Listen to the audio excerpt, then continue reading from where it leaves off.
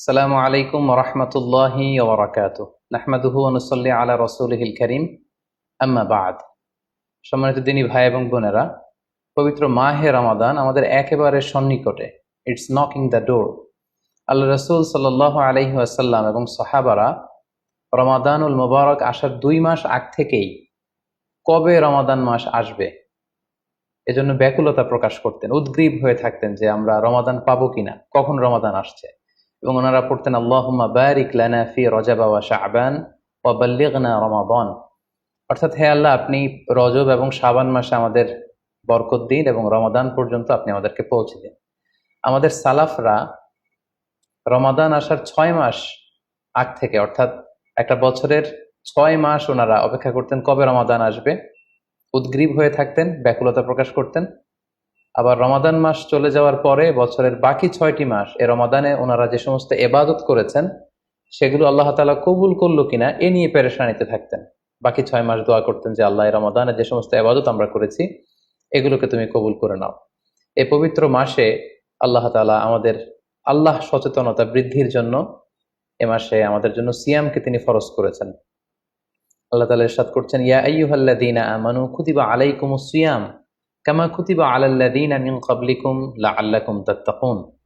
অর্থাৎ ওহে বিশ্বাসীরা, সিয়ামকে এ রমাদান মাসে তোমাদের জন্য অবধারিত করা হয়েছে, যেমনি ভাবে তোমাদের পূর্ববর্তীদের উপরও এই সিয়ামকে অবধারিত করা হয়েছিল, যাতে করে তোমরা আল্লাহ সচেতন হতে পারো।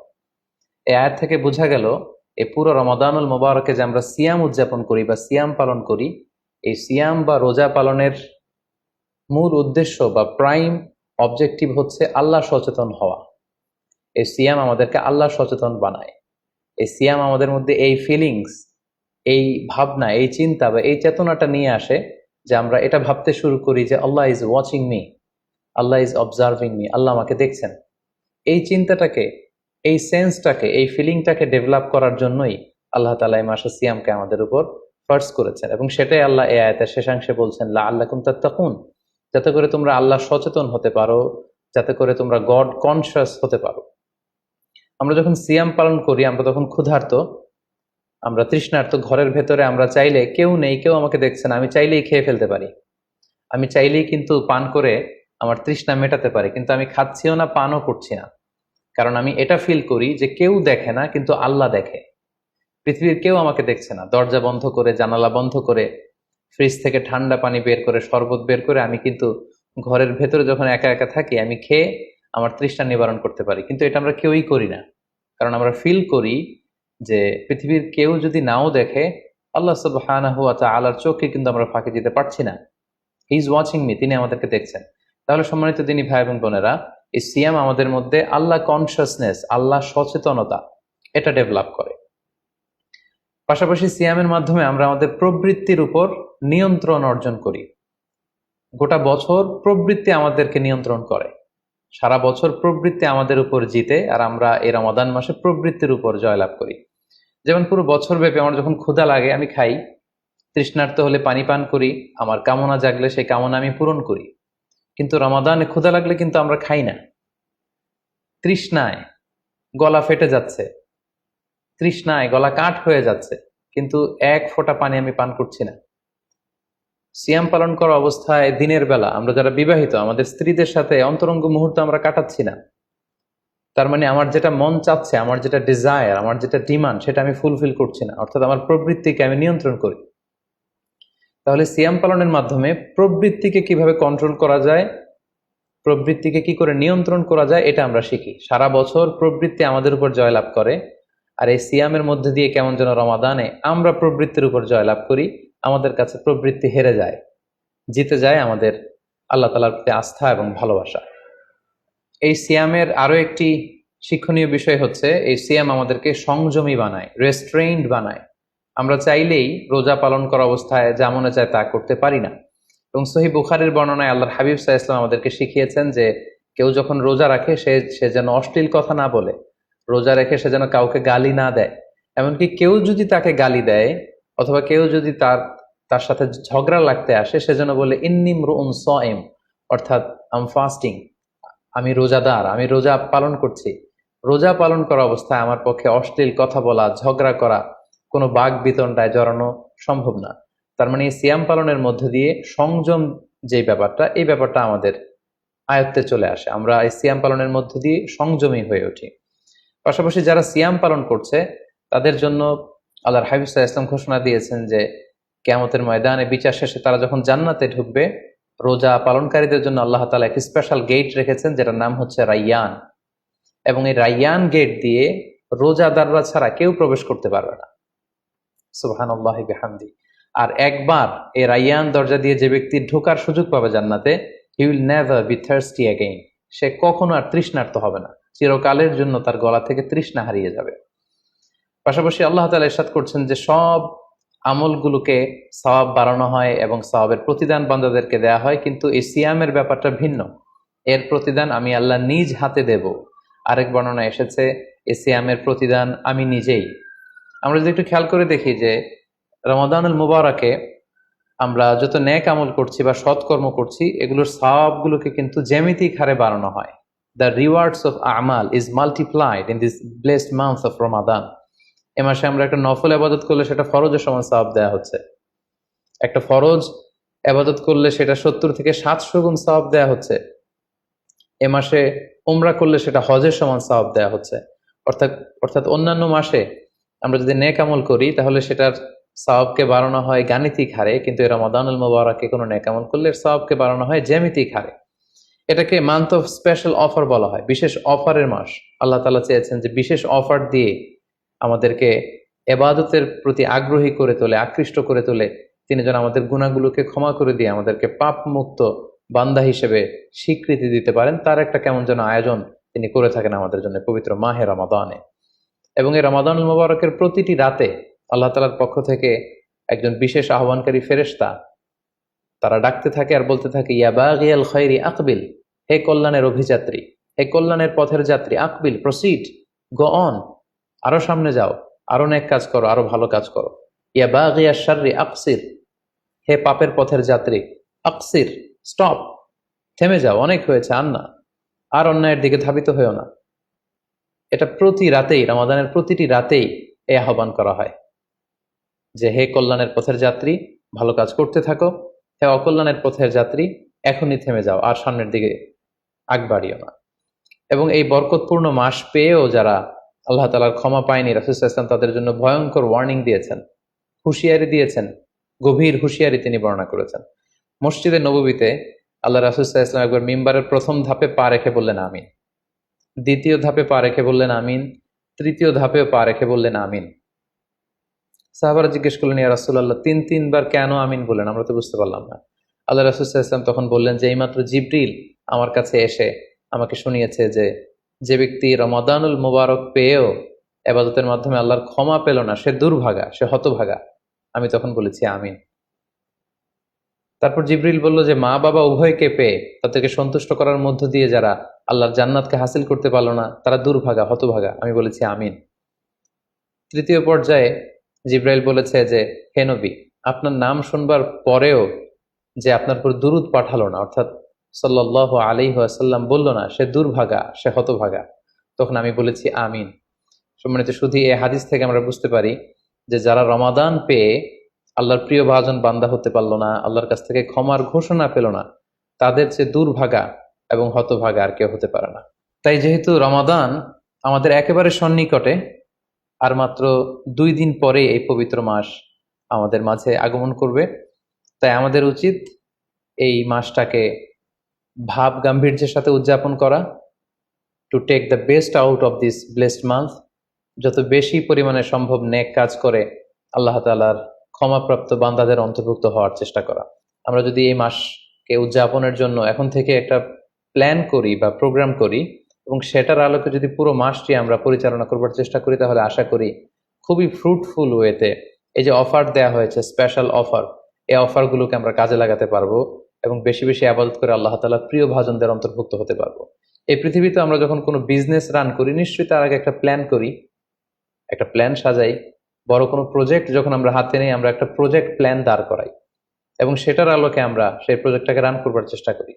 তাই আর যেহেতু মাত্র 2 দিন বাকি, আমরা যদি এখন থেকেই একটি প্ল্যান করি বা একটি পরিকল্পনা সাজাই, হতে পারে এটা লিখিত পরিকল্পনা, কিংবা অ্যাটলিস্ট নিজের সাথে নিজের বোঝাপড়া যে আমি এই কাজগুলো রমাদানে করতে চাই, এগুলো করতে চাই না, ডুজ এন্ড ডোন্টস গুলোকে আমি মেনে চলতে চাই, যেগুলো করা উচিত এগুলো আমি বেশি বেশি করব, যেগুলো থেকে দূরে থাকা উচিত এগুলোর ব্যাপারে আমি সাবধান থাকবো। অ্যাটলিস্ট মনের সাথে মনে একটা বোঝাপড়া অথবা কাগজে লিখে আমাদের একটি পরিকল্পনা করা উচিত। সো এ পর্যায়ে এই রমাদান কেন্দ্রিক আমরা কি ধরনের পরিকল্পনা করতে পারি এবং সেই পরিকল্পনায় কোন কোন বিষয়গুলো স্থান পেতে পারে বলে আমি মনে করি, সেগুলো আপনাদের সাথে সংক্ষিপ্তভাবে শেয়ার করবো ইনশাআল্লাহ। প্ল্যান করার ক্ষেত্রে সর্বপ্রথম যেটা আমি বলবো, প্ল্যান করবার সময় অল্প প্ল্যান করুন এবং সেটা যতটুকু প্ল্যান আপনি করবেন সেটা নিয়মিত করবার চেষ্টা করুন। আমাদের অনেকের মধ্যে এমন একটা ভাব কাজ করে যে যেহেতু এটা অনেক রহমতের মাস, বরকতের মাস, মাগফিরাতের মাস, আবেগে তারা অনেক বেশি প্ল্যান করে ফেলে এবং সেই অনুযায়ী রমাদানের শুরুতেই সারা রাত তাহাজ্জুদ, সারাদিন এবাদত তেলাওয়াত, এরকম 2-4 দিন চলার পরে, কয়েকদিন যাওয়ার পরে সে আবেগটা ঝরে পড়ে, সে আবেগটাকে সে ধরে রাখতে পারে না। কারণ এমন প্ল্যান করা হয়েছিল যেটা রেশনাল ছিল না, যেটা হয়তো যৌক্তিক ছিল না বা বাস্তবসম্মত ছিল না। সো প্ল্যান করার ক্ষেত্রে আমার প্রথম পরামর্শ হচ্ছে অল্প প্ল্যান করুন এবং যতটুকু প্ল্যান করবেন সেটা পুরো রমাদান ব্যাপী, হোল দ্য মান্থ লং আপনি সেটাকে পালন করবার চেষ্টা করুন। কারণ আল্লাহ রাসূল সাল্লাল্লাহু আলাইহি ওয়াসাল্লাম বলেছেন, আহাব্বুল আমালি ইলাল্লাহি আদওয়ামুহা ওয়া ইন কাল্লা। আল্লাহ তাআলার কাছে সবচেয়ে প্রিয় আমল হচ্ছে সেটা যেটা মানুষ নিয়মিত করে, যেটা বান্দা রেগুলার বেসিসে করে, যদিও এটা পরিমাণে কম হয়। সো আপনি পরিমাণে যদি কমও করেন, সেটা যদি পুরো রমাদান মাস ব্যাপী একই ধারাবাহিকতায় আপনি ইবাদত করেন, তেলাওয়াত করেন, তাহাজ্জুদ পড়েন, জিকির আজকার করেন, সাদাকা করেন, দান করেন, এটার যদি একটা ধারাবাহিকতা থাকে, সেই ইবাদতটা আল্লাহ তাআলার কাছে বেশি প্রিয়। তাই প্ল্যানের ক্ষেত্রে আমার সর্বপ্রথম পরামর্শ হচ্ছে অল্প প্ল্যান করুন, স্বল্প পরিসরে প্ল্যান করুন, হাতে গোনা অল্প কয়েকটি বিষয়ের ব্যাপারে আপনি কনসার্নড হন এবং যতটুকু প্ল্যান করেছেন ততটুকু নিয়মিত বাস্তবায়ন করুন। প্ল্যানের ক্ষেত্রে সর্বপ্রথম যেটা আমি বলতে চাই সেটা হচ্ছে পুরো রমাদান মাসে সালাতের ব্যাপারে আমাদেরকে সর্বপ্রথম বেশি সচেতন থাকতে হবে। It's mandatory. 5 ওয়াক্ত সালাত যেন আমরা জামাতের সাথে আদায় করতে পারি, এই বিষয়টা খেয়াল রাখতে হবে। কোনো কারণে যদি জামাত ছুটেও যায়, কাজা যেন না হয়ে যায়। কারণ আমাদের যদি জামাত ছুটে যায়, সালাত যদি কাজা হয়ে যায়, তাহলে আপনার প্রোডাক্টিভিটি কমে যাবে।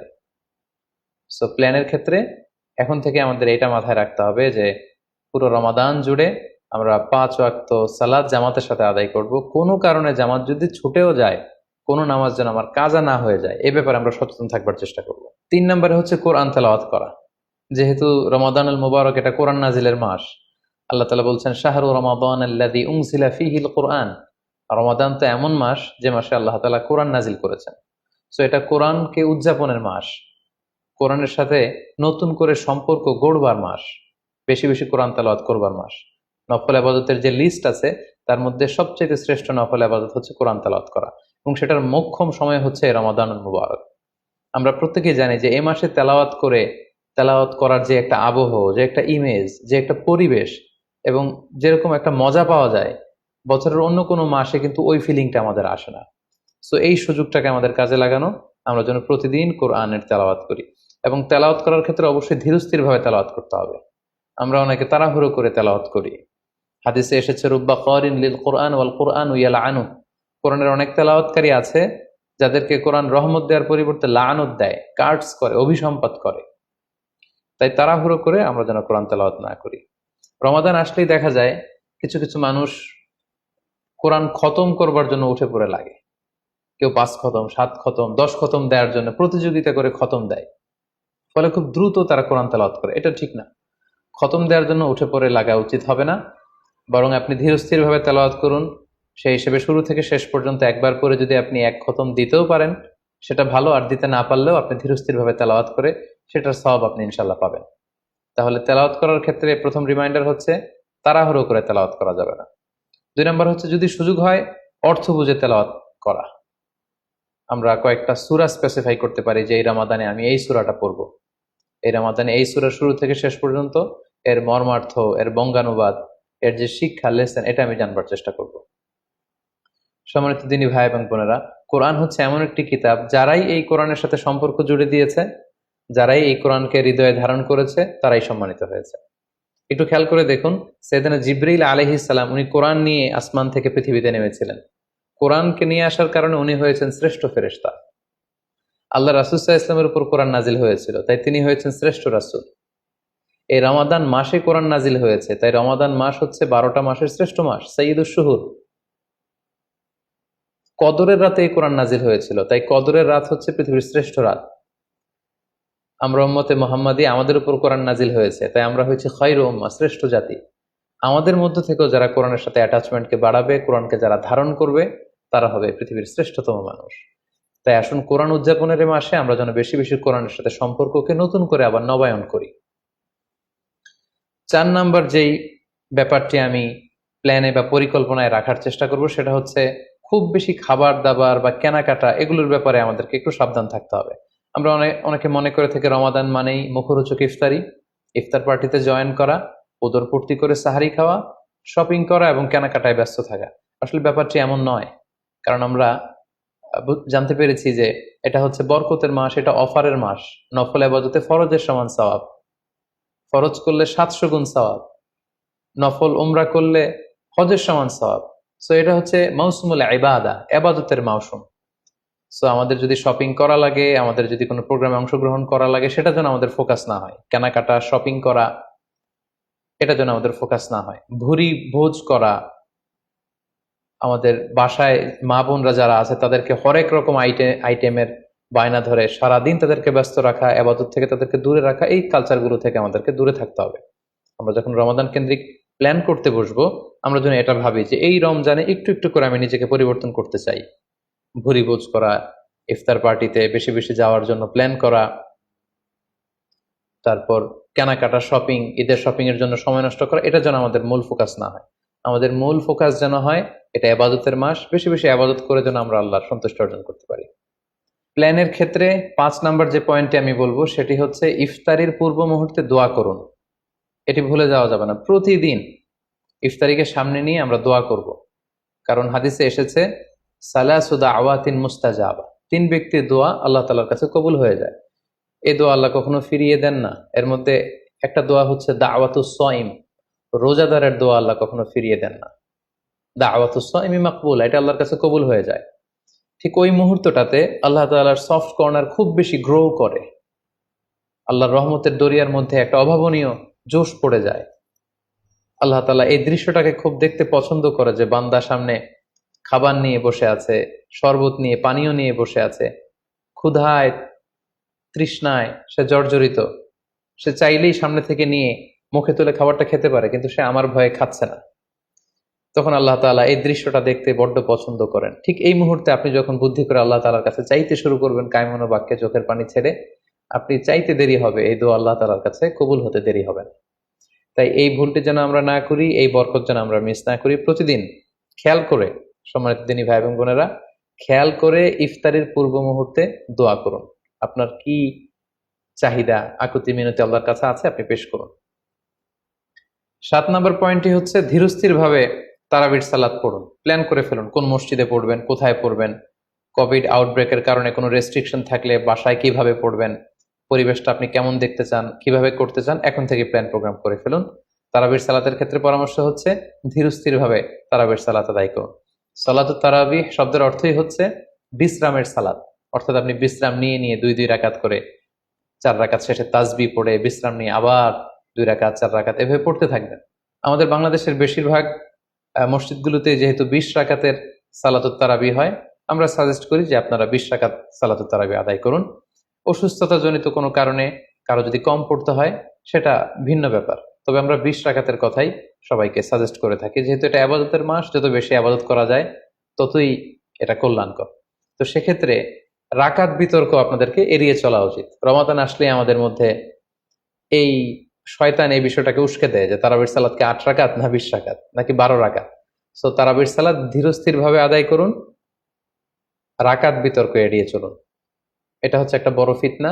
কত রাকাত আপনি পড়বেন আপনার সাধ্য অনুযায়ী আপনি পড়ুন। আমরা 20 রাকাতের কথা সাজেস্ট করি, তবে রাকাত বিতর্কে জড়ানো আমাদের কখনোই উচিত হবে না।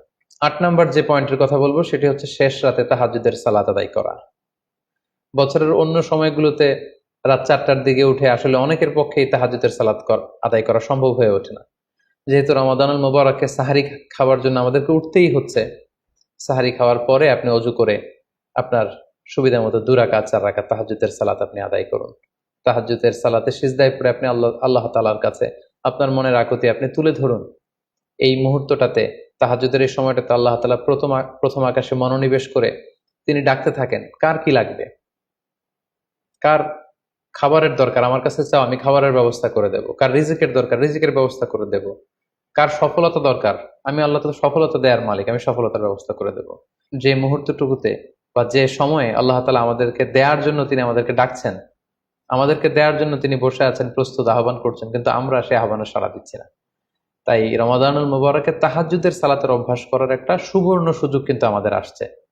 যেহেতু সাহরি খেতে আমরা উঠবই, উঠে আমরা তাহাজ্জুদের সালাত আদায় করে নেব। 9 নম্বর যে পয়েন্টটি উল্লেখ করতে চাই সেটি হচ্ছে সোশ্যাল মিডিয়ার নিয়ন্ত্রিত ব্যবহার বা পরিমিত ব্যবহার। যত কম ব্যবহার করা যায় ফেসবুক, ইউটিউব, অনলাইনে যত আপনি কম সময় দিতে পারবেন, আপনার প্রোডাক্টিভিটি ঠিক তত বাড়তে থাকবে। জরুরি প্রয়োজনে যে সমস্ত কাজ একেবারে করাই লাগে, যেগুলোকে অ্যাভয়েড করা মোটেও সম্ভব না, সেগুলো আপনি করতে পারেন।